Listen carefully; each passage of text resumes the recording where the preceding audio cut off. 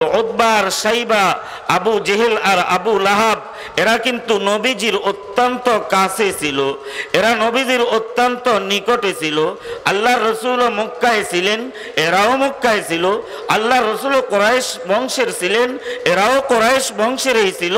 কিন্তু তাদের অন্তরের মধ্যে দ্বীনের তলব নাই, দ্বীনের আগ্রহ নাই, প্রেরণা নাই, জজবা নাই, যার কারণে আজও পর্যন্ত আমরা সেই আবু জেহেলের নাম, আবু লাহাবের নাম, উতবার সাইবার নাম নিলে ঘৃণার সাথে নি, লানাতুল্লাহ আলাইহির সাথে নি, তাদেরকে আমরা ঘৃণার সাথে আমরা স্মরণ করি, ঘৃণার সাথে তাদের নাম উচ্চারণ করি। কথা বলেন ঠিক না বেঠিক? আর যদি আমাদের মাঝে জজবা থাকে, তলব থাকে, যেমন তলব ছিল, আগ্রহ ছিল সাইয়্যিদনা বেলাল হাবশী রাদিয়াল্লাহু তাআলা আনহুর নিকট। বেলাল হাবশী রাদিয়াল্লাহু তাআলা আনহু মক্কার বাসিন্দা ছিলেন না, কুরাইশ বংশের ছিলেন না, নবীজির নিকটে ছিলেন না, নবীজির কাছে ছিলেন না। সাইয়্যিদনা বেলাল হাবশী রাদিয়াল্লাহু তাআলা আনহুর বাড়ি কিন্তু সেই হাবশার মধ্যে, আফ্রিকার হাবশার মধ্যে বেলাল হাবশী রাদিয়াল্লাহু তাআলা আনহুর বাড়ি ঘর ছিল।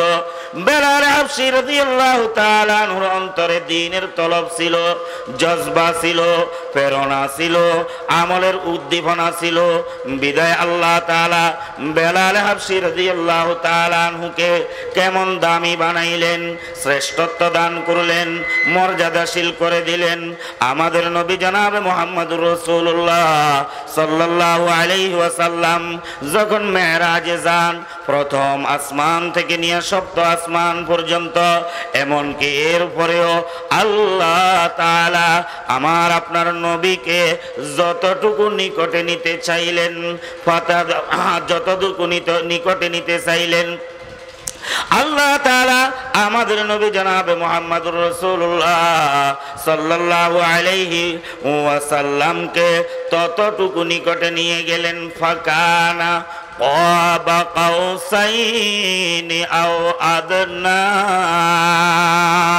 দুইটি দনুক, দুইটি তুরের যতটুকু দূরত্ব, দুইটি তীরের যেই পরিমাণ দূরত্ব রয়েছে, আল্লাহ তাআলা আমাদের নবী জনাবে মুহাম্মদুর রাসূলুল্লাহ সাল্লাল্লাহু আলাইহি ওয়াসাল্লামকে দুনিয়ার জমিন থেকে আল্লাহ তাআলার নিকটে ততটুকু নৈকট্য দান করেছেন। বলেন না সুবহানাল্লাহ। নবীজি যখন প্রথম আসমান থেকে নিয়ে সপ্তম আসমান পর্যন্ত ভ্রমণ করতেছিলেন, ঊর্ধ্ব জগৎ ভ্রমণ করতেছিলেন, আল্লাহর নবী দুনিয়া থেকে একা গিয়েছেন। শুধু ফেরেশতা জগতের মধ্যে হযরতে জিবরিল আলাইহিস সালাতু ওয়াস সালাম নবীজির সফর সঙ্গী ছিল। দুনিয়ার কোনো মানুষ আল্লাহর নবীর সাথে ছিলেন না। আল্লাহর নবী যখন প্রথম আসমান থেকে নিয়ে সপ্তম আসমান পর্যন্ত ভ্রমণ করতেছিলেন, আশ্চর্যের বিষয় আল্লাহর নবী দেখতেছিলেন, অনুভব করতেছিলেন, নবীজির সামনে সামনে সাইয়্যিদনা বেলাল হাবশী রাদিয়াল্লাহু তাআলা আনহুর জুতার দাগ দেখা যাচ্ছে। বলেন না সুবহানাল্লাহ। বেলাল হাবশীর জুতার দাগ দেখা যাচ্ছে। শুধু তাই নয়, ফাসামিতু খাশখাশাতা সাওতা বেলাল, আল্লাহর নবী বলেন আমি বেলালের খড়মের আওয়াজ শুনতেছিলাম। খড়ম মুরব্বীরা চিনবেন, এখনকার যারা বয়সী এরা চিনবেন না। খড়ম সামনে দিক, অর্থাৎ কাঠের জুতার মতো কাঠের দ্বারা তৈরি, সামনে দিয়ে একটা বড়ম থাকে, বল্টু থাকে, ওটা দিয়ে আগে আমাদের মুরব্বীরাও অনেকেই খড়ম ব্যবহার করেছেন। কথা বলেন ঠিক না বেঠিক? আল্লাহর নবী বলেন ফাসামিতু খাশখাশাতা সাওতা বেলাল, আমি বেলালের খড়মের আওয়াজ তথা জুতার আওয়াজ শুনতেছিলাম। নবীজি বড় আশ্চর্য। আল্লাহর নবী মেরাজ থেকে যখন জমিনে আসেন, বেলাল হাবশী রাদিয়াল্লাহু আনহুকে জিজ্ঞেস করেন, ওরে বেলাল, এমন কোন আমল তুমি করো যে আমলটা আল্লাহ তাআলার দরবারে এতই পছন্দ হয়ে গেল রে বেলাল? তুমি দুনিয়াতে রয়েছ কিন্তু মেরাজের মধ্যে আমার সামনে সামনে, ওরে বেলাল, আমি তোমার জুতার আওয়াজ শুনতেছিলাম, আমি তোমার জুতার দাগ অনুভব করতেছিলাম। আল্লাহর নবী যখন বেলালকে জিজ্ঞাসা করলেন, বেলাল হাবশী রাদিয়াল্লাহু তাআলা আনহু অত্যন্ত চিন্তিত হয়ে গেলেন। নিচের দিকে নিজের দুই চক্ষুকে বন্ধ করিয়া অনেকক্ষণ পর্যন্ত অন্তর চক্ষুর দ্বারা চিন্তা করলেন। অনেকক্ষণ চিন্তা করার পরে বেলাল হাবশী রাদিয়াল্লাহু আনহু একটি উত্তর দিলেন, ইয়া রাসূলুল্লাহ, আমি বেলালের জীবনের মধ্যে এমন কোন আমল আমি দেখতেছি না যেই আমলের বিনিময়ে আল্লাহ তাআলা আমাকে এত মর্যাদা দিবেন। তবে ইয়া রাসূলুল্লাহ, আমার দিলে সাক্ষী দে যে একদিন আপনার জবানে মোবারক থেকে শুনেছিলাম যখনই তোমরা ওযু করবে, ওযু করার পরে 2 রাকাত তাহিয়াতুল ওযুর নামাজ আদায় করবে। ইয়া রাসূলুল্লাহ, যেই দিন থেকে এই আমলের কথা শুনেছি আজও পর্যন্ত গো আল্লাহর নবী বেলাল নিজের জীবনের মধ্যে কখনো এই আমলটা ইচ্ছাকৃত ছাড়ে নাই। সুবহানাল্লাহ বলতে কষ্ট হয়। ও আমার সম্মানিত মুরব্বিয়ানে আযম, যুবক ভাইয়েরা, পর্দার আড়ালে আমার মা ও বোনেরা, ওয়াজ ঘন্টাকে ঘন্টা শুনলাম, আমলের যদি জজবা না থাকে এই শোনার দ্বারা আমাদের তেমন ফায়দা হবে না। এজন্য আমাদের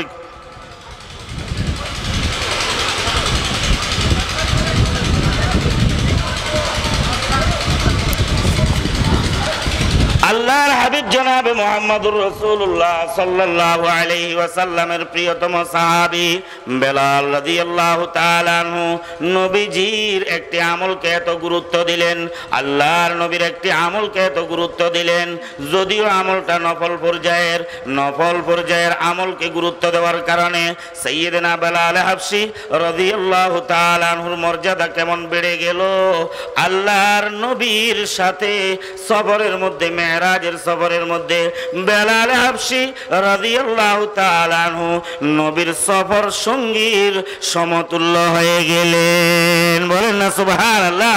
এজন্য আমার মুরব্বিয়ানে আযম আমলের নিয়তে কথাগুলো শুনবো, আগ্রহ নিয়ে কথাগুলো শুনবো। আগ্রহ নিয়ে যখন কথাগুলো শুনবো আল্লাহ তাআলা আমাদের জীবনের মধ্যে আমল করার তৌফিক দান করবেন। বলেন না আমিন। মুআজ্জাজ হাজিরিন, মাসনুন হামদ সালাতের পর পবিত্র কালামে মাজিদ ফুরকানে হামিদের সূরাতুল আনআমের 120 নম্বর আয়াতে কারিমা এবং ইমামুল মুরসালিন খাতামুন নবিয়্যিন তাজেদারে মদিনা জনাবে মুহাম্মদুর রাসূলুল্লাহ সাল্লাল্লাহু আলাইহি ওয়াসাল্লামের হাদিস সমূহ থেকে একখানা হাদিস তেলাওয়াত করেছি। আয়াতে কারিমার আলোচনায় যাওয়ার আগে আমাদেরকে বুঝতে হবে এবং আমাদেরকে এই কথাটা পরিপূর্ণভাবে বুঝে নিতে হবে যে আমাদের নবী আমাদের মাঝে রক্ত মাখা যেই দিন, এই হতভাগা ইয়েতিম উম্মতের জন্য যেই রক্ত মাখা দিন রেখে গিয়েছেন, এই দিন দুইটি জিনিসের সমষ্টি। এই দুইটি জিনিস, দুইটি অধ্যায় যদি আমি আপনি সকলেই আমল করতে পারি তো আশা করতে পারবো আমার মধ্যে দিন প্রতিফলন হয়েছে, আমি দ্বীনের উপর চলতে পারতেছি, আমি দ্বীনের উপর চলতেছি, আমি দ্বীনদার ধার্মিক হিসাবে নিজকে নিজে পরিচয় দিতে পারবো যদি দুটো জিনিস আমার মধ্যে সমন্বয় হয়। একটা হলো করণীয় আর একটা হলো বর্জনীয়। অর্থাৎ আল্লাহর নবী জনাবে মুহাম্মদুর রাসূলুল্লাহ সাল্লাল্লাহু আলাইহি ওয়াসাল্লাম যেই দিন আমাদের মাঝে রেখে গেছেন, এই দিনের মধ্যে আল্লাহ তাআলার পক্ষ থেকে আমাদের প্রতি, আপনার প্রতি, জগতের সকল ঈমানদার নরনারীদের প্রতি কিছু করণীয় বিষয় নির্ধারণ করেছেন, কিছু বর্জনীয় বিষয় নির্ধারণ করেছেন। করণীয় বিষয় যেমন আল্লাহ তাআলা দৈনিক আমার আপনার উপর দৈনন্দিন জীবনের মধ্যে 5 ওয়াক্ত নামাজ ফরজ করেছেন। এই 5 ওয়াক্ত নামাজ আমার আপনার জীবনে করণীয়। রোজা, হজ, যাকাত, তেলাওয়াতে কোরআন, তাসবিহ তাহলিল, জিকির আজকার, এরকম ভাবে সৎ কাজের আদেশ ইত্যাদি ইত্যাদি, এগুলা হলো করণীয়। আর আল্লাহ তাআলার পক্ষ থেকে যেই দিন আমাদের নবী জনাব মুহাম্মদুর রাসূলুল্লাহ সাল্লাল্লাহু আলাইহি ওয়াসাল্লাম আমাদের মাঝে রেখে গিয়েছেন, এই দিনের দ্বিতীয় বিষয়টা হলো বর্জনীয়। এই দিনের মধ্যে কিছু কাজ বর্জন করার নির্দেশ দিয়েছেন। দিয়েছেন, বর্জন করার জন্য ঘোষণা দিয়েছেন। যেমন মিথ্যা কথা বলা, গীবত করা, শেকায়ত করা, চুরি, ডাকাইতি, জেনা, বেবিচার, দুর্নীতি, সন্ত্রাস, খুন খারাপি, অন্যায় হত্যা ইত্যাদি ইত্যাদি, এগুলা হলো বর্জনীয়। আল্লাহ তাআলার এই দিন, এই দুটো জিনিসের সমষ্টি, করণীয় করতে হবে, বর্জনীয় বর্জন করতে হবে।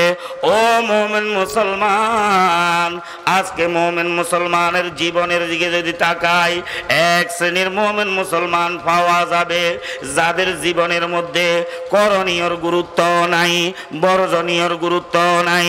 করণীয় কাজগুলাও নিজের জীবনের মধ্যে করে না, বর্জনীয় কাজগুলাও নিজের জীবনের মধ্যে বর্জন করে না।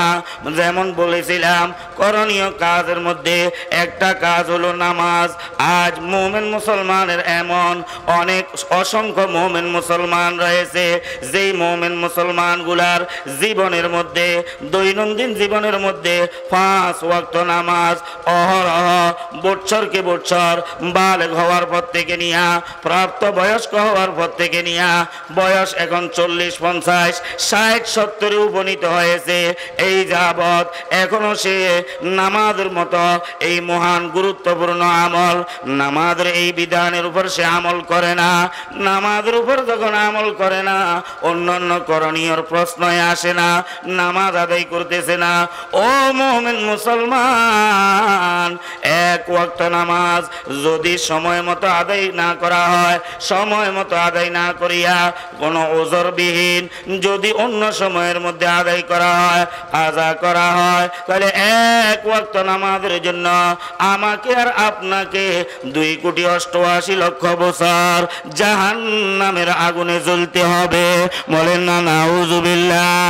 আজ এই নামাজ অহরহ বর্জন করতেছি, অনেক মুমিন মুসলমান রয়েছি নামাজ পড়ি না। যারা পড়ি এদের মধ্যেও আবার এক শ্রেণীর মুসলমান রয়েছি জামাতের সাথে নামাজ পড়ি, আর এক শ্রেণীর মুসলমান রয়েছি নামাজ পড়ি ঠিক আছে, কিন্তু জামাতের ধারধারি না, জামাতের গুরুত্ব দিই না, ঘরে বসে বসে নামাজ আদায় করে ফেলি, একা একই নামাজ আদায় করে ফেলি, জামাতের গুরুত্ব আমাদের মাঝে নাই। অথচ আল্লাহর হাবিব জনাবে মুহাম্মদুর রাসূলুল্লাহ সাল্লাল্লাহু আলাইহি ওয়াসাল্লাম সাহাবায়ে কেরামকে লক্ষ্য করে বলেন, আমার সাহাবায়ে কেরাম, আমার মন চায় মুয়াজ্জিনকে আযান দেওয়ার জন্য নির্দেশ দিয়ে দিই, আযান দেওয়ার পরে আরেকজনকে আমি নির্দেশ দিয়ে দিই ইকামত দিয়ে নামাজ শুরু করার জন্য।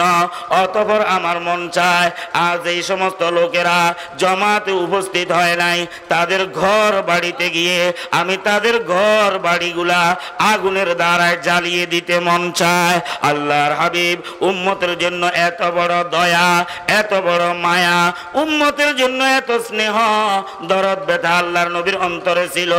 দুনিয়ার জমিনে আল্লাহ তাআলার পরে এই মানবতার জন্য এমন দরদ, এমন ব্যথা, এমন মায়া, এমন মহব্বত দুনিয়ার জীবনে আর কাহার অন্তরে এতটুকু মায়া ছিল না যতটুকু মায়া ছিল উম্মতের প্রতি আমাদের নবী জনাবে মুহাম্মদুর রাসূলুল্লাহ সাল্লাল্লাহু আলাইহি ওয়াসাল্লামের।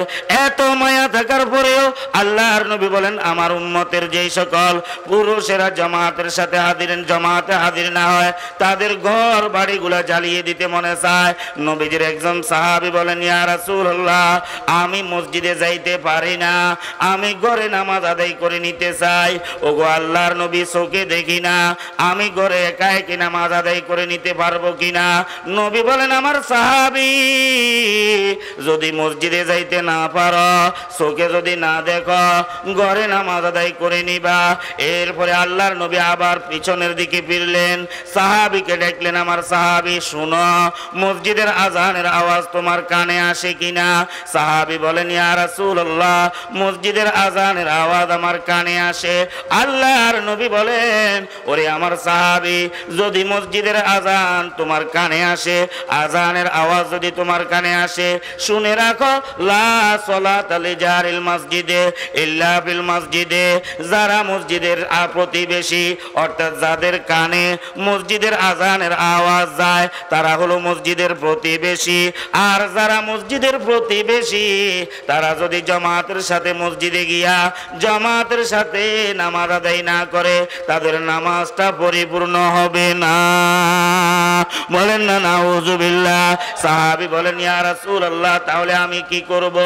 আমি তো চোখে দেখি না, মসজিদে যাইতে পারি না, কাউকে আমাকে নিয়ে যাবে এমন কোনো ব্যবস্থাও নাই। আল্লাহর নবী বলেন, আমার সাহাবী, তারপরেও তুমি জামাত ছাড়তে পারবা না? আমার সাহাবী, ঘরের কোণা থেকে তুমি একটা রশি বাঁধবা, তোমার ঘরের কোণা থেকে রশিটা মসজিদের কোণা পর্যন্ত বেঁধে নিবা। আর যখন মসজিদে আজান হয়, আজান হওয়ার সাথে সাথে ওই রশিটা ধরে ধরে মসজিদে যাইবা। মসজিদে যাইয়া জামাতের সাথে নামাজ আদায় করিয়া আবার রশিটা ধরে ধরে তুমি তোমার ঘরে ফিরে যাইবা। এরপরেও তুমি জামাত বর্জন করতে পারবে না।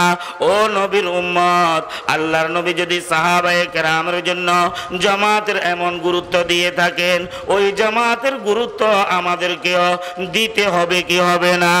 কথা বলেন, দিতে হবে কি হবে না? কিন্তু অনেক মুমিন মুসলমান রয়েছি, নামাজও পড়ি না। যারা নামাজ পড়ি তারা জামাতের সাথে নামাজ আদায় করি না। এজন্য বলেছিলাম, ও আমার সম্মানিত উপস্থিতি, নিসবান ও এলাকাবাসী, আল্লাহর নবী যেই দিন আমাদের মাঝে রেখে গিয়েছেন, এই দিন দুইটি জিনিসের সমন্বয়। একটা হলো করণীয়, একটা হলো বর্জনীয়।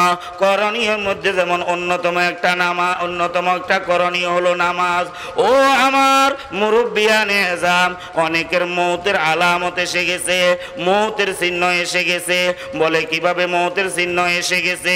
একটুখানি যদি চিন্তা করি আমরাই নির্ধারণ করতে পারবো কিভাবে মৌতের চিহ্ন এসে গেছে।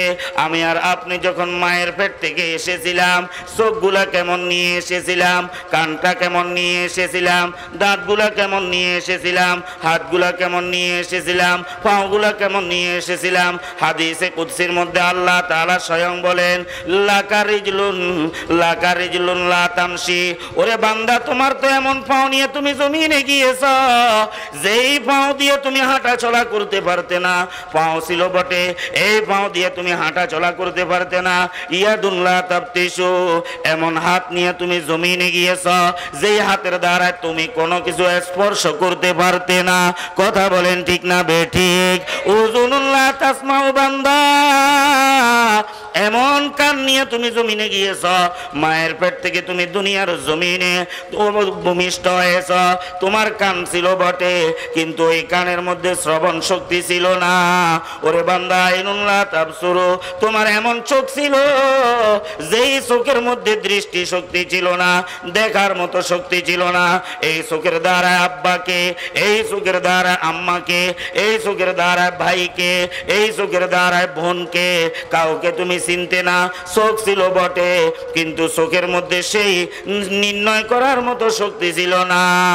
কলবুন কলবুন লা তাতাফাক্কার, বান্দা তোমার এমন কলব ছিল, এমন দিল ছিল, যে কলবের দ্বারাই তুমি কোনো চিন্তা করতে পারতে না, ফিকির করতে পারতে না।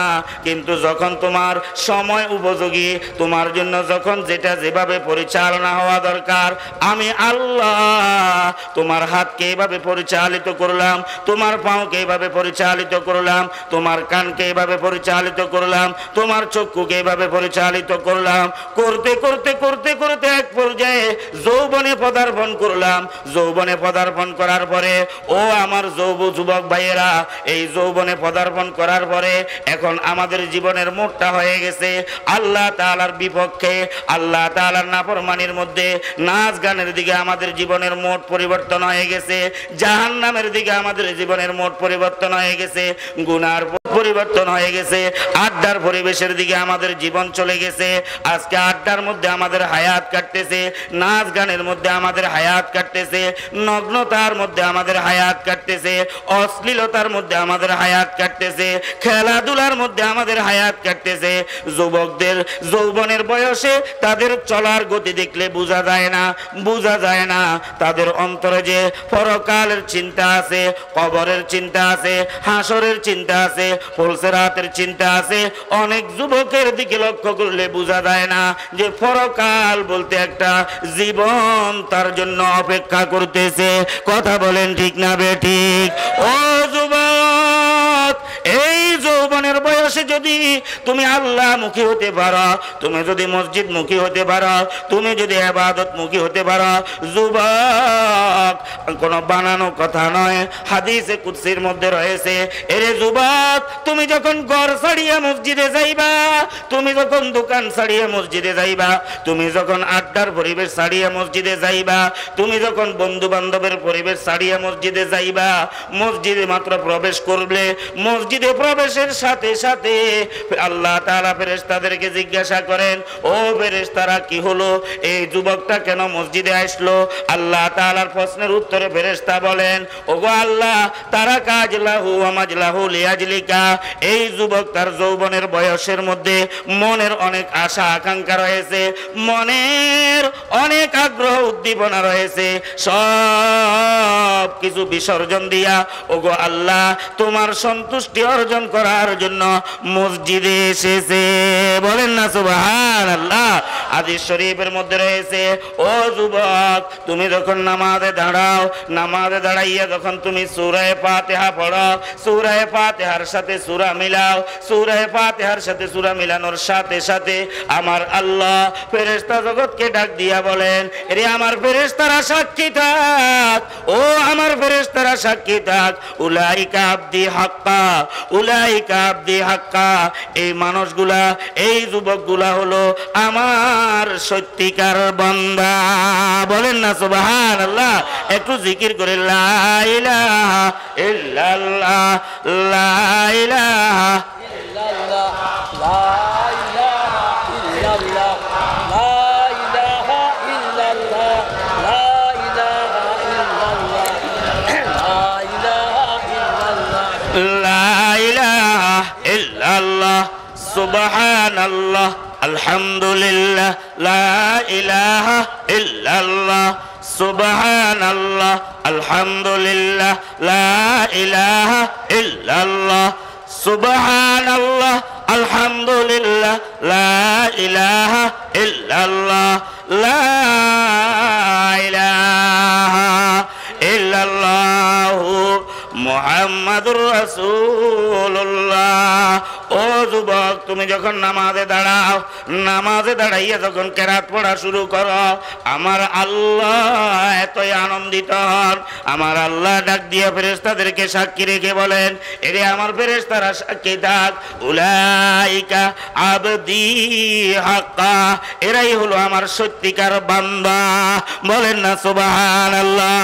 ও যুবক আজকে ঘন্টাকে ঘন্টা প্রেমিকার সাথে কথা বলতেছ, ঘন্টাকে ঘন্টা প্রেমিকার সাথে প্রেম আলাপ করতেছ, এরে যুবক কত ঘন্টা কত শতে শত মেসেজ তার কাছে পাঠাইতেছ, কত শতে শত তার কাছে মোবাইল করতেছ, এই মোবাইল করিয়া তার সাথে কথা বলতেছ, মেসেজের মাধ্যমে তার সাথে সম্পর্ক স্থাপন করতেছ, বিভিন্ন উপায়ে তার সাথে কথাবার্তা বলার চেষ্টা করতেছ, একটাই তোমার অন্তরে চাওয়া, একটাই তোমার অন্তরে পাওয়া, সেটা হলো তোমার প্রেমিকার পক্ষ থেকে যেন তোমার প্রেমের স্বীকৃতি দেওয়া হয়। কথা বলেন ঠিক না বেঠিক? প্রেমের স্বীকৃতি পাওয়ার জন্য ওই প্রেমিকার পিছনে লক্ষ লক্ষ টাকা ব্যয় করতেছ, হাজার হাজার টাকা ব্যয় করতেছ, মাসকে মাস বছরকে বছর তার পিছনে হায়াত নষ্ট করতেছ, পড়ালেখা নষ্ট করতেছ, টাকা পয়সা নষ্ট করতেছ, আম্মা আব্বার সাথে বেয়াদবি করতেছ, আম্মা আব্বার অবাধ্য চারণ করতেছ। কেন? একজন যুবতীর প্রেমের স্বীকৃতি পাওয়ার জন্য। ওরে যুবক তোমাকে আর আমাকে যে আল্লাহ তাআলা বানাইছেন, ওই আল্লাহ তাআলার সাথে তোমার প্রেম, তোমার সম্পর্ক তোমার গড়তে হবে। আর আল্লাহ তাআলার সাথে প্রেম আর সম্পর্ক গড়ার মাধ্যম, অন্যতম মাধ্যম হলো নামাজ। যখন তুমি নামাজে দাঁড়াইবা, নামাজে দাঁড়াইয়া যখন তুমি রুকুতে যাইবা, রুকুতে যাইয়া এরে যুবক তুমি পড়বা সুবহানা রাব্বিয়াল আযীম। হাদিস শরীফের মধ্যে রয়েছে, যখন যুবক বান্দাগুলা নামাজের মধ্যে যাইয়া সুবহান রাব্বিয়াল আযীম, রুকুর মধ্যে সুবহান রাব্বিয়াল আযীম, সিজদার মধ্যে যখন সুবহান রাব্বিয়াল আলা পড়তে থাকে, এই সুবহান রাব্বিয়াল আযীম সুবহান রাব্বিয়াল আলার মাধ্যমে অর্থাৎ আমি আর আপনি আল্লাহ তাআলার পবিত্রতা বর্ণনা করলাম। আল্লাহ তাআলা খুশি হইয়া আনন্দিত হইয়া ফেরেশতাদেরকে সাক্ষী রাখিয়া বলেন, ওরে আমার ফেরেশতারা সাক্ষী থাকো, ফেরেশতারা সাক্ষী থাকো, সাব্বাহাতানি ফাসাব্বাহাতুকা, আমার এই যুবক বান্দাগুলা আমার পবিত্রতা বর্ণনা করছে, বিনিময়ে আমি আল্লাহ তাদের গুনাহগুলা ক্ষমা করিয়া তাদেরকে পবিত্র করে দিলাম। বলেন না সুবহানাল্লাহ। এরে যুবক, এভাবে তুমি নামাজটা আদায় করিয়া যখন মসজিদ থেকে বাইর হও, বানানো কথা নয়, হাদিস শরীফের কথা। আল্লাহর নবী বলেন, আল্লাহ তাআলা ডাক দিয়ে বলেন, যখন কোন যুবক যৌবনের বয়সে ইবাদত করিয়া নামাজ আদায় করিয়া মসজিদ থেকে যখন বাইর হয়, আল্লাহ তাআলা ডাক দিয়ে ফেরেশতাদেরকে বলেন, ও ফেরেশতারা তোমরা সাক্ষী থাকো, লাউলা হাদা শাবাব, যদি আমার বান্দাদের মধ্যে এই যুবক বান্দাগুলা না থাকতো, মা আনজালতু মিনাস সামায়ে মা, আমি আল্লাহ আকাশ থেকে বৃষ্টি অবতীর্ণ করতাম না, ওয়া মা আমবাতু মিনাল আরদি হাব্বা, আমি আল্লাহ জমিন থেকে একটি ফসল উৎপাদন করতাম না। বলেন আল্লাহু আকবার। ও যুবক, তোমার ইবাদতের উপর আল্লাহ তাআলা রাজি হইয়া, তোমার ইবাদতের উপর আল্লাহ তাআলা খুশি হইয়া, আমার আল্লাহ শুধু তোমার জন্য নয়, শুধু তোমার আম্মার জন্য নয়, শুধু তোমার আব্বার জন্য নয়, শুধু তোমার পরিবারের জন্য নয়, আল্লাহ তাআলা এই জগতের সকল মানব জাতির রিজিকের ব্যবস্থা করতেছেন। বলেন না সুবহানাল্লাহ।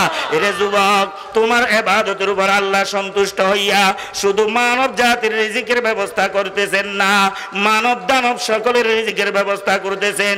শুধু মানব আর দানবের রিজিকের ব্যবস্থা নয়, এরে যুবক, হাদিসে কুদসি আল্লাহর নবী নিজেই বলতেছেন, যদি তোমার মতো যুবক, আবেদ যুবক, ইবাদত করেনওয়ালা যুবক যদি না থাকতো, আমার আল্লাহ জানিয়ে দিয়েছেন, ওয়াআনজালতু মিনাস সামায়ে আযাবান সাব্বা, আমি আল্লাহ আকাশ থেকে একের পর এক পালাক্রমে আমি আল্লাহ আযাব অবতীর্ণ করতাম। নাউযুবিল্লাহ বলতে কষ্ট হয়।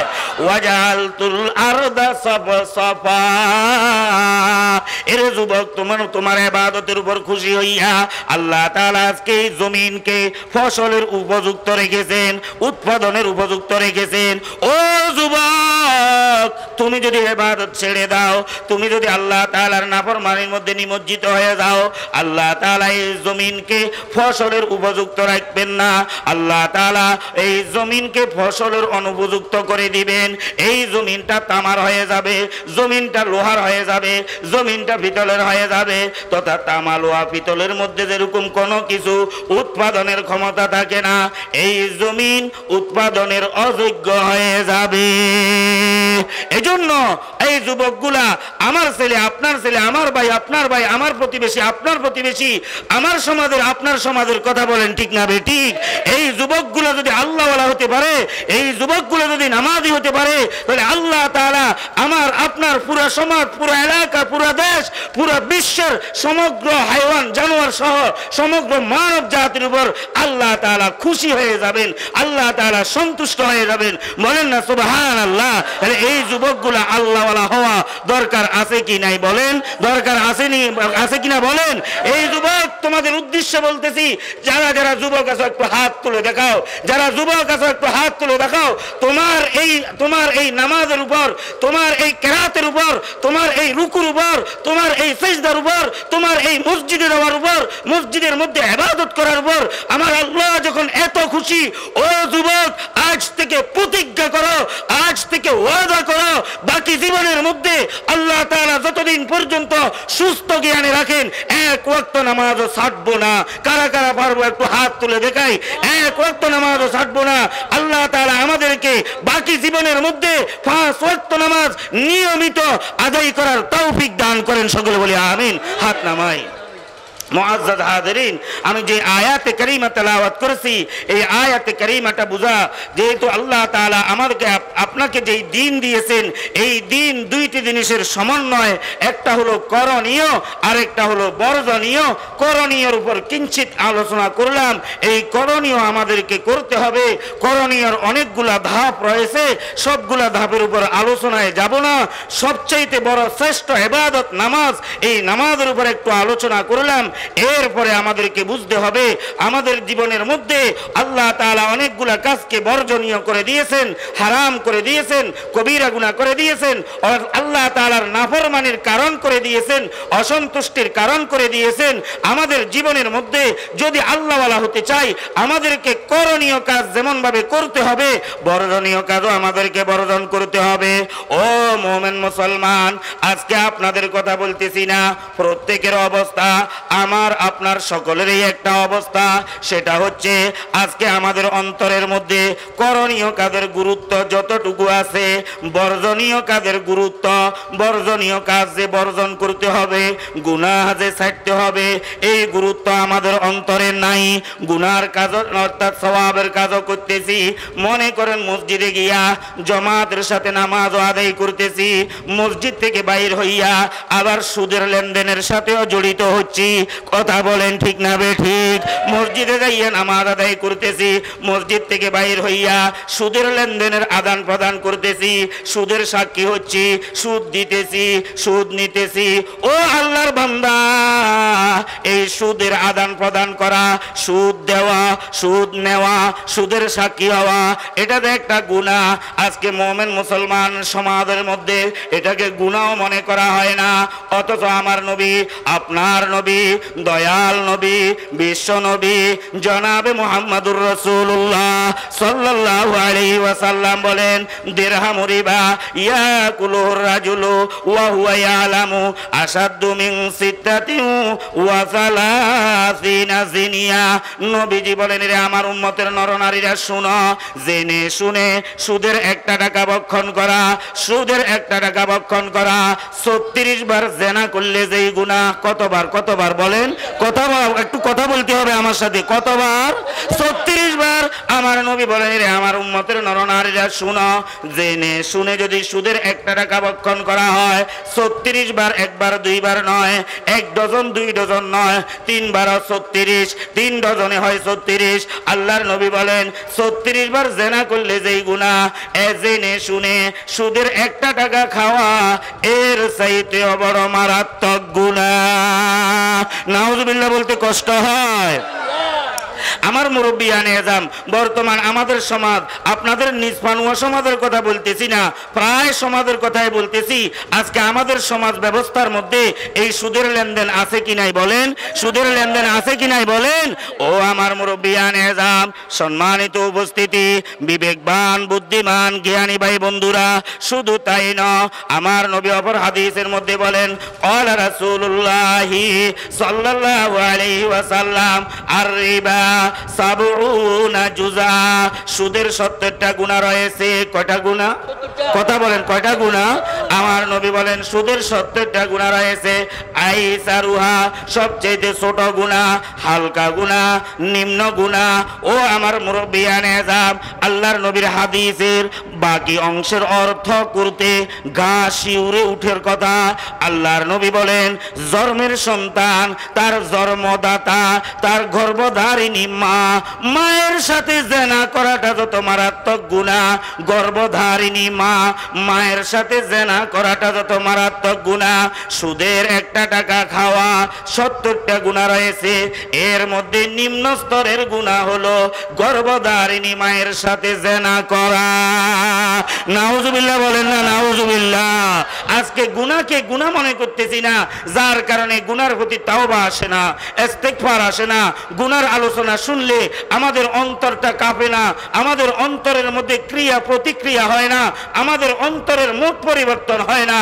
এজন্য ও আল্লাহর বান্দারা, আল্লাহ তাআলা সূরাতুল আনআমের 120 নম্বর আয়াতে কারীমার মধ্যে বলেন, ওয়াযারু যাহিরাল ইসমি ওয়া বাতিনা, আমার আল্লাহ বলেন, ও জগতের ইমানদার নরনারীরা, প্রকাশ্যে এবং গোপনে যত রকমের গুনাহ, হারাম কাজ, কবিরা গুনাহ রয়েছে, সকল হারাম কবিরা গুনাহগুলা বর্জন করে দাও।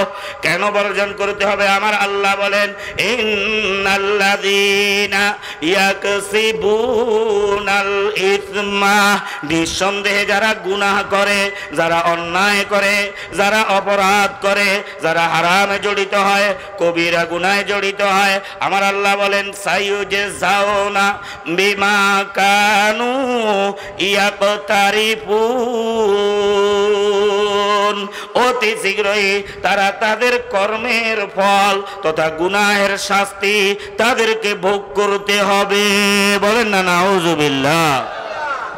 এজন্য আমার সম্মানিত উপস্থিতি, বিবেকবান, বুদ্ধিমান, জ্ঞানী ভাইয়েরা, এই দ্বীনের উপর চলতে হলে, দিনদার হতে হলে, পরেজগার হতে হলে, আল্লাহওয়ালা হতে হলে যেমন করণীয় করতে হবে, নামাজ পড়তে হবে, রোজা রাখতে হবে, হজ যাকাত করতে হবে, আল্লাহর জিকির করতে হবে, নবীর নামে দরুদ পড়তে হবে, তেলাওয়াতে কোরআন করতে হবে, এগুলো যেরকম করতে হবে, সাথে সাথে আমি আর আপনি যদি আল্লাহ তাআলার দরবারে সঠিক বান্দা হতে চাই, আল্লাহওয়ালা হতে চাই, আমাকে গুনাহ বর্জন করতে হবে। এজন্য আমার আপনার নবী, দয়াল নবী, বিশ্ব নবী জনাবে মুহাম্মদুর রাসূলুল্লাহ সাল্লাল্লাহু আলাইহি ওয়াসাল্লাম বলেন, ইত্তাকিল মাহারিমা তাকুন আবাদান নাস। এরে আমার উম্মতের নরনারীরা, হারাম ছাড়ো, গুনাহ ছাড়ো। যদি তুমি গুনাহ ছাড়তে পারো, তাহলে তুমি হতে পারিবা জগতের মধ্যে সবচাইতে বড় আল্লাহওয়ালা। বলেন না সুবহানাল্লাহ। আমার মুরব্বীরা, বর্তমানে আমাদের অবস্থা একা কোন সমাজের অবস্থা এই কথা বলতেছি না, স্বাভাবিক পর্যায়ে আজকে আমাদের অবস্থা হলো কি, সুবহাদার কফতো বাবার লব দিল ভুরা যাওকে গুনা, সুবহাদার কফতো বাবার লব দিল ভুরা যাওকে গুনা, মাসিয়াত রা খান্দামিয়া ইয়াদবর ইস্তিগফারে মা। আমাদের অবস্থা হলো হাতে তসবিহ জপতেছি, হাতে তসবিহ নিয়া, হাতে তসবিহ রাখিয়া আমরা আস্তাগফিরুল্লাহ আস্তাগফিরুল্লাহ পড়তেছি, সুবহানার কফ তওবা বরলব, মুখে আছে আমাদের আস্তাগফিরুল্লাহ আস্তাগফিরুল্লাহ, দিল পুরা যাওকে গুনাহ, কিন্তু অন্তরের মধ্যে আছে এই মাসে 1 লাখ টাকা সুদের উপর লাগাইছি, আগামী মাসে ইন্টারেস্ট আসবে 3000 টাকা। বড় ছেলেটাই যদি আগামী মাসে আর 1 লাখ টাকা পাঠায়, সেটা যদি সুদে লাগাইতে পারি, তাহলে প্রতি মাসে আমার আসবে 6000 টাকা। এরপরের মাসে যদি আর 1 লাখ টাকা লাগাইতে পারি, তাহলে প্রতি মাসে আমার আসবে 9000 টাকা। এই ধরনের গুনাহের কল্পনার জল্পনা নিয়া, অন্তরের মধ্যে গুনাহের কল্পনার জল্পনা নিয়া আস্তাগফিরুল্লাহ পড়তেছি, তাসবিহ করতেছি, জিকির আজকার করতেছি। ওরে আল্লাহর বান্দা, আরিফে রুমি রহমাতুল্লাহি আলাইহি বলেন, দরজাবা তাসবিহ দর দিল গা ওকর, দরজাবা তাসবিহ দর দিল গা ওকর। মুখে আছে তাসবিহ, অন্তরের মধ্যে আছে কিভাবে আমি অবৈধ তরিকায়, অবৈধ উপার্জনের মাধ্যমে লাখ টাকার মালিক হব, কোটি টাকার মালিক হব, শিল্পপতি হব, কলকারখানার মালিক হব, আঙ্গুল ফুলে কলা গাছ হব। এই জল্পনার কল্পনা অন্তরে নিয়া অবৈধ তরিকায় কিভাবে আমি গাড়ির মালিক হব, অবৈধ তরিকায় আমি কিভাবে বাড়ির মালিক হব, অবৈধ তরিকায় আমি কিভাবে নারীর মালিক হব, এই জল্পনার কল্পনা নিয়া যতই তাসবিহ তাহলিল করি না কেন, আমার এই তাসবিহ তাহলিল আমার আল্লাহ তাআলার দরবারে পৌঁছবে না। কথা বলেন ঠিক না বে ঠিক? এজন্য আমাদেরকে যদি দিনদার হতে হয়, পরহেজগার হতে হয়, আল্লাহওয়ালা হতে হয়, ধার্মিক হতে হয়, ও আমার সম্মানিত উপস্থিতি, করণীয় কাজ যেমন গুরুত্ব দিয়ে করতে হবে, বর্জনীয় কাজ গুরুত্ব দিয়ে বর্জন করতে হবে, হারাম ছাড়তে হবে, কবিরা গুনাহ ছাড়তে হবে। আমি একখানা হাদিস পড়েছি, এই সবগুলা কবিরা গুনার আলোচনা আমার পক্ষে তো বলা সম্ভব নয়। 3টা গুনাহ সংক্রান্ত একটা হাদিস আমি আপনাদের আপনাদের সামনে তেলাওয়াত করেছি, যেই হাদিসের মধ্যে আল্লাহর হাবিব জনাবে মুহাম্মদুর রাসূলুল্লাহ সাল্লাল্লাহু আলাইহি ওয়াসাল্লাম বলেন, সালাসাতুন ক্বাদ হারামাল্লাহু আলাইহিমুল জান্নাহ, তিন শ্রেণীর গুনাহগার রয়েছে এমন যাদের উপর আল্লাহ তাআলা বেহেশতকে হারাম করে দিয়েছেন। নাউযুবিল্লাহ। পড়তে অসুবিধা হয়নি, পড়তে অসুবিধা হয়নি। তিন শ্রেণীর গুনাহগারের উপর আল্লাহ তাআলা বেহেশতকে হারাম করে দিয়েছেন। কথা বলেন না, বেহেশতকে, বেহেশতের মালিক কে? আল্লাহ। কথা বলেন, বেহেশতের মালিক কে? যেই আল্লাহ তাআলা বেহেশতের মালিক, ওই আল্লাহ তাআলা যদি হারাম করে দেন, জগতের কাহারও সাধ্য আছে ওই বেহেশতে যাওয়ার? কথা বলেন, জগতের কাহারও সাধ্য আছে ওই বেহেশতে যাওয়ার? জগতের কাহারও সাধ্য আছে অন্যকে বেহেশতে পাঠানোর? কথা বলেন, জগতের কাহারও সাধ্য আছে অন্যকে বেহেশতে পাঠানোর? না, আমার আল্লাহ বেহেশতের মালিক, উনি যদি সিলমোহর মেরে দেন, কাহারও পক্ষে সম্ভব নয় সেই বেহেশতে যাওয়ার। আমার আল্লাহর পক্ষ থেকে নবী বলেন, সালাসাতুন ক্বাদ হারামাল্লাহু আলাইহিমুল জান্নাহ, তিন শ্রেণীর পাপিষ্ঠ রয়েছে এমন যাদের উপর আল্লাহ তাআলা বেহেশতকে হারাম করে দিয়েছেন। শুধু তাই নয়, আমার নবী অপর হাদিসের মধ্যে বলেন, ওয়া ফি রিওয়ায়াতিন লা ইয়ানজুরু ইলাইহিম নাযারা রাহমা, আল্লাহর নবী বলেন আল্লাহ তাআলা ওই তিন শ্রেণীর পাপিষ্ঠ গুনাহগার নাফরমান তাদের দিকে রহমতের দৃষ্টিতে তাকাইবেন না। বলেন না নাউযুবিল্লাহ। ও আমার মুরব্বীরা, আমার সম্মানিত যুবক ভাইয়েরা, পর্দার আড়ালে আমার মা ও বোনেরা, এই তিনটা গুনাহ কি, এই তিন শ্রেণীর গুনাহগার কারা জানা দরকার আসেনি না নাই? আসেনি না নাই? কথা বলেন, আসেনি না নাই? কেন জানা দরকার? আর এই নিয়তেই শুনবো তো ইনশাআল্লাহ। আল্লাহর নবী বলেন, তিন শ্রেণীর গুনাহগার এমন যাদের উপর আল্লাহ তাআলা বেহেশতকে হারাম করে দিয়েছেন। এই তিন শ্রেণীর গুনাহগার কারা? আমার নবী বলেন, মুদমিনুল খামার, আল্লাহর নবী বলেন যারা নেশা পান করে, যারা নেশাগ্রস্ত ব্যক্তিদের জন্য, যারা নেশা পান করে তাদের জন্য আল্লাহ তাআলা বেহেশতকে হারাম করে দিয়েছেন। বলেন না নাউযুবিল্লাহ। আমার সম্মানিত বিবেকবান বুদ্ধিমান জ্ঞানী ভাই বন্ধু মুরব্বিয়ানে এজাম, বর্তমান আমাদের সমাজগুলোর মধ্যে নেশার ছড়াছড়ি আছে কি নাই? বলেন আছে কি নাই? এরে যুবক, তুমি এক দিলের উপর সাক্ষী রাখিয়া, দিলের উপর হাত রাখিয়া বলো, আজকে এই যুব সমাজের মধ্যে এই নেশার ছড়াছড়ি আছে কি নাই? এই নেশার ছড়াছড়ি আজকে যুবকদের মাঝে এমন ভাবে বাড়তেছে, প্রতিযোগিতামূলক নেশার দিকে আমার সমাজের যুবকগুলা ধাবিত হচ্ছে। রাষ্ট্রের পক্ষ থেকে যতই আইন কানুন করা হচ্ছে, কোন আইন কানুনের মাধ্যমে ইয়াবা ব্যবসা কিন্তু এখনো বন্ধ করতে পারে নাই। কথা বলেন ঠিক না বেঠিক? ইয়াবা চোরাচালানি যারা রয়েছে তাদের জন্য অনেক আইন করা হচ্ছে, কিন্তু এত আইনের পরেও তাদের কিন্তু এই ব্যবসা এখনো বন্ধ করতে পারে নাই। কেন? সমাজের মানুষের মধ্যে ইয়াবা সেবনের যেই একটা নেশা এসে গেছে, মানুষ এটার জন্য যেমন চাহিদা, মানুষের মধ্যে এটার যেমন আগ্রহ, 1 টাকার জিনিস 1 লক্ষ টাকা বললেও কিনতে বাধ্য হবে। তাহলে এমন যে যেখানে লক্ষ লক্ষ টাকার মালিক হওয়া যায়, সেই ব্যবসা কি করে বন্ধ করা হয়, কি করে বন্ধ করা যায়? ও যুবক, এই নেশাগ্রস্ত হইয়া আজকে নিজের জীবন ধ্বংস করতেছি। নিজের আম্মা আব্বার একটা ক্যারিয়ার, সমাজের মধ্যে তাদের একটা মান, তাদের একটা মর্যাদা যে ছিল, তারা যে সমাজের মধ্যে মাথা উঁচু করিয়া দাঁড়িয়েছিল, তাদের সেই সমাজের সম্মান আজকে আমার কারণে নষ্ট হচ্ছে। কথা বলেন ঠিক না বেঠিক? আজকে যুব সমাজ যেভাবে মাদকের দিকে ধাবিত হচ্ছে, ইয়াবার দিকে ধাবিত হচ্ছে, হুইস্কি, ব্রান্ডি, আফেম, গাঁজা ইত্যাদির দিকে ধাবিত হচ্ছে। আজকে যুব সমাজ যেভাবে ডাইল সেবন করতেছে, আজকে যুব সমাজ যেভাবে ফেন্সিডিল সেবন করতেছে, কথা বলেন ঠিক না বেঠিক? ও যুবক, একটুখানি আল্লাহর ওয়াস্তে চিন্তা করো, নিজের অন্তর চক্ষুকে একটু বন্ধ করিয়া 2-1 মিনিটের জন্য নিজের নিজের অন্তরের সাথে একটু হিসাব লাগাও। এরে যুবক, যে ইয়াবা ট্যাবলেটটা তুমি সেবন করতেছ, এই ইয়াবা ট্যাবলেট কিন্তু আমার বাংলাদেশে উৎপাদন হয় না। এই ইয়াবা ট্যাবলেটের উল্লেখযোগ্য অংশ, এই ইয়াবা ট্যাবলেটের মধ্যে অধিকাংশ চালানগুলা আসে মায়ানমার থেকে। কথা বলেন ঠিক না বেঠিক? এই ইয়াবা ট্যাবলেটগুলা মায়ানমার থেকে আসতেছে। আর তুমি একটা ইয়াবা ট্যাবলেট 5,000 টাকা থেকে নিয়া 5 লক্ষ টাকা দিয়ে কিনতেছ। এরে যুবক, তুমি কি কখনো চিন্তা করেছ এই ইয়াবা ট্যাবলেটের মাধ্যমে 5,000 টাকা থেকে নিয়ে 5 লক্ষ টাকার মালিক তুমি বানাচ্ছ? সেই বার্মার বৌদ্ধদেরকে তুমি টাকার মালিক বানাচ্ছ। আর ওই বার্মার বৌদ্ধরা তোমার টাকা দিয়া তোমার রক্ত মাংস, তোমার ঘাম ঝরানো টাকা দিয়া তারা ওই টাকার মালিক হইয়া অস্ত্র কিনতেছে। এরে যুবক, তোমার প্রদত্ত টাকা দিয়া ওই অস্ত্র কিনিয়া মুমিন মুসলমানের উপর আক্রমণ করতেছে, মুসলমান মায়ের ইজ্জতের উপর আক্রমণ করতেছে, মুসলমান শিশুদেরকে হত্যা করতেছে, মুসলমান যুবকদেরকে হত্যা করতেছে, মুসলমান বৃদ্ধদেরকে হত্যা করতেছে।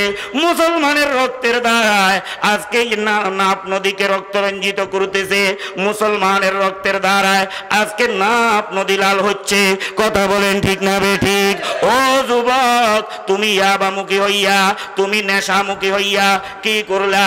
এই নেশার মাধ্যমে লক্ষ লক্ষ টাকার মালিক বিধর্মীকে বানাচ্ছ। আর বিধর্মী সেই টাকা দিয়া মুমিন মুসলমানের উপর আক্রমণ করতেছে। বিধর্মী চাই আমার পার্শ্ববর্তী দেশ ভারত বলো আর মায়ানমার বলো, আল কুফরু মিল্লাতুন ওয়াহিদা, সকল কুফরি শক্তি, সব কুফরি শক্তি মুসলমানদের বিপক্ষে এক। কথা বলেন ঠিক না বেঠিক? ও মুমিন মুসলমান, নিন্দা জানানোর মতো ভাষা নাই। যেই নির্মম হত্যাকাণ্ড মুসলমানদের উপর গতকালকে সংঘটিত হয়েছে, জুমার নামাজ চলারত অবস্থায় নিউজিল্যান্ডের মধ্যে আমার মুসলমান ভাইয়েরা জুমার নামাজ আদায় করতেছে। আর এই খ্রিস্টানেরা আমার মুসলমান নামাজরত ভাইয়ের উপর গুলি করিয়া নির্বিচারে অর্ধশতাধিক মুসলমানকে শহীদ করেছে। কথা বলেন ঠিক না বেঠিক? ও মুমিন মুসলমান, এই কথা মনে করলে হবে না নিউজিল্যান্ডে হয়েছে, আমার কি হয়েছে? এরে মুমিন মুসলমান, নবী বলেন আল মুসলিমুনা কারাজুলিন ওয়াহিদিন, সমস্ত মুসলমান একটি দেহের ন্যায়। ইনিস্তাকা ইনুহু ইস্তাকা কুল্লুহু, যদি একটি দেহের মাত্র একটি অঙ্গ সুখে ব্যথা হয়, পুরো শরীরটা ব্যথিত হয়ে যায়। কথা বলেন ঠিক না বেঠিক? ওয়াইন ইস্তাকা রাসুহু ইস্তাকা কুল্লুহু, যদি একটি দেহের শুধু মাথার মধ্যে ব্যথা লাগে, ওই ব্যথাটা কিন্তু পুরো শরীরের মধ্যে অনুভব হয়। এরে মুসলমান, নিউজিল্যান্ড বলো আর চায়না বলো আর চীন বলো আর পাকিস্তান বলো আর তুমি কাশ্মীর বলো আর ফিলিস্তিন বলো আর বার্মা বলো, যেখানেই মুসলমান আক্রান্ত হচ্ছে, ও মুসলমান, শুধু সেই মুসলমান আক্রান্ত হচ্ছে না, আমিও আক্রান্ত হচ্ছি। এই অনুভূতি আমাকে রাখতে হবে। কথা বলেন ঠিক না বেঠিক? ও মুমিন মুসলমান, জোর কদমে যদি তার প্রতিবাদ করা না হয়, জোর কদমে যদি তার প্রতিরোধ করা না হয়, তাহলে সারা বিশ্ব তাকিয়ে আছে এই বাংলার মুসলমানের ঈমানি শক্তি কেমন, তাকিয়ে আছে ঈমানি শক্তি দেখার জন্য। যদি দেখে আমাদের ঈমানি শক্তি এত দুর্বল, আজকে তারা নিউজিল্যান্ডের উপর আক্রমণ করতেছে, আজকে তারা চীনের উপর আক্রমণ করতেছে, ফিলিস্তিনের উপর আক্রমণ করতেছে, তাদের আক্রমণ সেখানে সীমাবদ্ধ থাকবে না। এই মুমিন মুসলমানের বিপক্ষে এই কুফরি শক্তি বাংলার মুসলমানদের উপর আক্রমণ করতে দেরি করবে না। কথা বলেন ঠিক না বেঠিক? ও আমার যুবক ভাই, আজকে নেশা করিয়া তুমি এই পেন্সিডেলের মাধ্যমে লক্ষ লক্ষ টাকার মালিক বানাচ্ছ ভারতকে, এই আবার মাধ্যমে লক্ষ লক্ষ টাকার মালিক বানাচ্ছ বার্মাকে। শুধু তাদেরকে মালিক বানাচ্ছ তা নয়, তোমার কি পরিণতি হচ্ছে শুনো। এরে যুবক, তুমি নেশাগ্রস্ত হইয়া কেমন তুমি ক্ষতিগ্রস্ত হচ্ছ, কেমন তুমি ক্ষতিগ্রস্ত হচ্ছ। আমার মুরব্বী আনে আজাম, আমাদের কাছে এমন কোন সপ্তাহ নাই যেই সপ্তাহ ফতুয়া 1-2টা পত্রিকা যায় না, যতগুলা ফতুয়া আমাদের কাছে যায়, বিবাহ বিচ্ছেদের ঘটনা যায়, আমরা দেখি জবানবন্দিগুলো পড়িয়া দেখি, ঘটনাগুলা পড়িয়া দেখি, অধিকাংশ তালাকের ঘটনা এই নেশা পান করার কারণে হয়। কথা বলেন ঠিক না বেঠিক? তোমার স্ত্রীর সম্পর্ক শেষ, মায়ের সাথে সম্পর্ক শেষ, বাপের সাথে সম্পর্ক শেষ। শুধু তাই ন, কাল হাসরের ময়দানে যখন এই নেশা পান করার কারণে তোমার জন্য জাহান্নামের ফয়সালা হয়ে যাবে, জাহান্নামে যাইয়া যখন পানি পানি বলিয়া চিৎকার করবে, ওই জাহান্নামের মধ্যে তোমাকে দেওয়া হবে জাহান্নামীদের যত ফসা রক্ত রয়েছে। আমি বলতেছি না, আল্লাহর নবী বলেন, আল্লাহর নবী বলেন ইন্না আলাল্লাহি আহাদুন লিমান ইয়াশরিবাল খামারা, আল্লাহ তাআলা অঙ্গীকার করে নিয়েছেন যারা নেশা পান করবে, আইয়াসকিয়াহু মিন তিনাতিল খাবাল, আল্লাহ তাআলা তাদেরকে তিনাতুল খাবাল পান করাইবেন। ক্বালু ইয়া রাসূলুল্লাহ ওয়া মা তিনাতুল খাবাল, সাহাবায়ে কেরাম বলেন ওগো আল্লাহর নবী তিনাতুল খাবাল কি? আল্লাহর নবী বলেন হিয়া উসারাতু আহলিন নার আও আরকু আহলিন নার, জাহান্নামীদের যত ফসা রক্ত পুজ রয়েছে ওই জাহান্নামের মধ্যে এই দুনিয়ার জমিনে যারা নেশাগ্রস্ত ছিল তারা যখন পানি পানি বলিয়া চিৎকার করবে, তাদেরকে ওই পুজ আর রক্তগুলা পান করার জন্য দেওয়া হবে। নাউযুবিল্লাহ বলতে কষ্ট হয়। তাহলে তিন শ্রেণীর পাপিষ্ঠর উপর আল্লাহ তাআলা বেহেশতকে হারাম করে দিয়েছেন। এক শ্রেণী বুঝলাম যারা নেশাগ্রস্ত, নেশা পান করে, এই রোগ, এই সমস্যা, এই দোষ, এই গুনাহ, এই নাফরমানি যদি আমার মাঝে থাকে, আজকে এই প্যান্ডেলের মধ্যে যতগুলা মানুষ রয়েছি সকলে আজম করি, এই যদি গুনায় আমি গুনাহগার হয়ে থাকি, আজকে থেকে বাকি যতদিন পর্যন্ত বেঁচে থাকি কখনো আমি আর নেশা করব না, করব না, করব না। আয় আল্লাহ এই কথার উপর আমাদেরকে আমল করার তৌফিক দান করুন, আমিন। দ্বিতীয় নম্বর, যে তিন গুনাহগারের উপর আল্লাহ তাআলা বেহেশতকে হারাম করে দিয়েছেন, দ্বিতীয় নম্বর হলো আল্লাহ মাতা পিতার অবাধ্য সন্তান। নাউযুবিল্লাহ বলেন না। মাতা পিতার অবাধ্য সন্তান বর্তমান সময়ে আছে না নাই? আছে না নাই? আম্মার সাথে বেয়াদবি করে, আব্বার সাথে বেয়াদবি করে, মায়ের কথা শুনে না, বাবার কথা শুনে না, মায়ের সাথে অসৎ আচরণ করে, বাবার সাথে অসৎ আচরণ করে, মা এবং বাবার খেদমত করে না, মা এবং বাবার প্রয়োজনীয় বরণ পোষণের ব্যবস্থা করে না, আম্মা আব্বার চিকিৎসার ব্যবস্থা করে না, আম্মা আব্বার কোনো খোঁজ খবর নেয় না। আসেনি? নাই? কথা বলেন, আছে কি নাই? ও আল্লাহর বান্দারা, যারা আম্মার সাথে বেয়াদবি করব, যারা আব্বার সাথে বেয়াদবি করব, এদের দুনিয়াও অন্ধকার, এদের আখিরাতও অন্ধকার। বলে দুনিয়া কিভাবে অন্ধকার? হাদিস শরীফের মধ্যে রয়েছে, যারা আম্মা আব্বার সাথে বেয়াদবি করবে আল্লাহ তাআলা পরকালে তো তাদের জন্য জাহান্নাম অবধারিত রেখেছেন, কিন্তু সাথে সাথে আল্লাহ তাআলা দুনিয়াতেও তাদেরকে কিঞ্চিত পরিমাণ শাস্তি দিবেন। আর সেই শাস্তিটা হয়তোবা এমনও হতে পারে সে বেঈমান হইয়া মৃত্যুবরণ করবে। নাউযুবিল্লাহ বলতে কষ্ট হয়। এজন্য আমার মুরব্বিয়ানে যাম, আমার যুবক ভাইয়েরা, যাদের এখনো আম্মা আব্বা আছে, মনে করবো এই আম্মা আব্বা আমার জন্য বিশাল বড় নিয়ামত। আল্লাহর নবীর এক সাহাব, আল্লাহর নবী হাদিসের মধ্যে একটি ঘটনা বলেছিলেন। তিনজন ব্যক্তি একটা বিপদে পড়েছিল।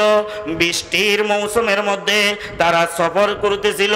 হঠাৎ বৃষ্টির কারণে তারা পাহাড়ের একটি গর্তের মধ্যে আশ্রয় নিয়েছিল।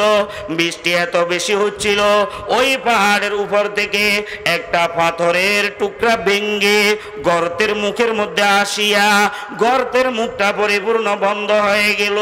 এমন ভাবে বন্ধ হয়ে গেল, গর্তের মুখটা খুলতেছিল না, শ্বাস প্রশ্বাস নিতে পারতেছিল না, নিঃশ্বাস বন্ধ হইয়া মারা যাবে ভাব। এমন অবস্থায় ওই তিনজন পরিকল্পনা করলো, পরামর্শ করলো, দেখো যদি আমাদের কোনো আমল একমাত্র আল্লাহ তাআলার সন্তুষ্টির জন্য করে থাকি, ওই আমলের উসিলা দিয়া আল্লাহ তাআলার কাছে যদি আমরা সাহায্য চাই, হতে পারে আল্লাহ সাহায্য করবেন, বিপদ থেকে উদ্ধার করবেন। তিনজনের ঘটনার দিকে আমি যাব না, শুধু একজনের কথা বলতেছি। একজন ব্যক্তি ব্যক্তি আল্লাহ তাআলার কাছে দোয়া করলেন, ওগো আল্লাহ, আমি একজন রাখাল, আমার কাজ গবাদি পশুগুলা মাঠে ময়দানে চড়াইয়া এগুলার দুধ বিক্রি করিয়া আমি আমার জীবন সংসার পরিচালনা করি। ওগো আল্লাহ, আমি যখন সন্ধ্যাবেলায় ঘরে ফিরে আসি, আমার এই গরু ছাগলের দুধ দহন করে সর্বপ্রথমে আমি আমার আম্মা, সর্বপ্রথমে আমি আমার আব্বাকে পান করাই। ওগো আল্লাহ, একদিন আমি আমার এই পশুগুলা নিয়া বাড়িতে আসতে যখন দেরি হয়ে যায়, দেরি হয়ে যাওয়ার কারণে দেখি আমার আম্মা আব্বা দুজন ঘুমাই গেছে। ক্ষুধার কষ্টে মনে হয় যেন তারা ঘুমাই গেছে। আমি যখন আমার ওই পশুগুলার দুধ দহন করি, দুধের বান্ডটা নিয়া আম্মা আব্বার মাথার পাশে দাঁড়িয়ে থাকি, আম্মা আব্বার মাথার পাশে দাঁড়িয়ে থাকি, অথচ আমার শিশু বাচ্চারা আমার পা ধরে ধরে, আমার জামা ধরে ধরে আমার থেকে ওই দুধের পেয়ালাটা নিতে চায়, কিন্তু আমি আমার শিশু বাচ্চাদেরকে দিই নাই। আমি এই জন্য দুধের পেয়ালা নিয়ে দাঁড়িয়ে রয়েছি যে আমার আম্মা আমার আব্বা ক্ষুধার তাড়নায় হয়তো তাদের ঘুম ভেঙে যাবে, তাদের ঘুম যখন ভেঙে যাবে তাদেরকে সর্বপ্রথম দুধ পান করাই।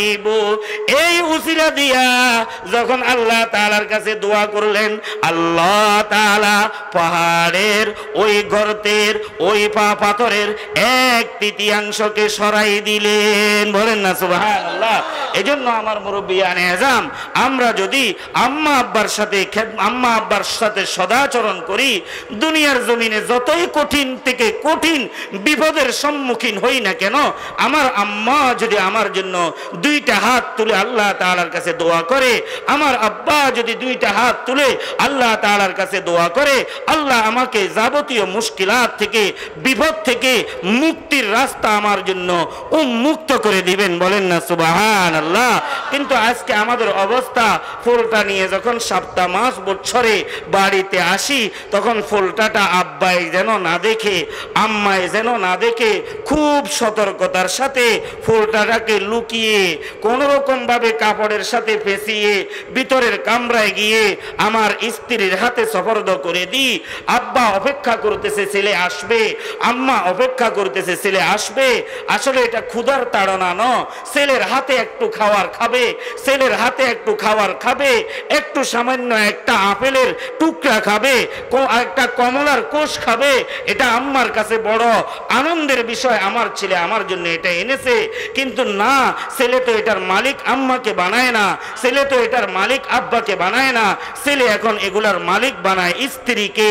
একদিন যায়, 2 দিন যায়, আপেলের চামড়া দেখা যায়, কমলার চামড়া দেখা যায়, কিন্তু আব্বার মুখে আসে না, আম্মার মুখে আসে না।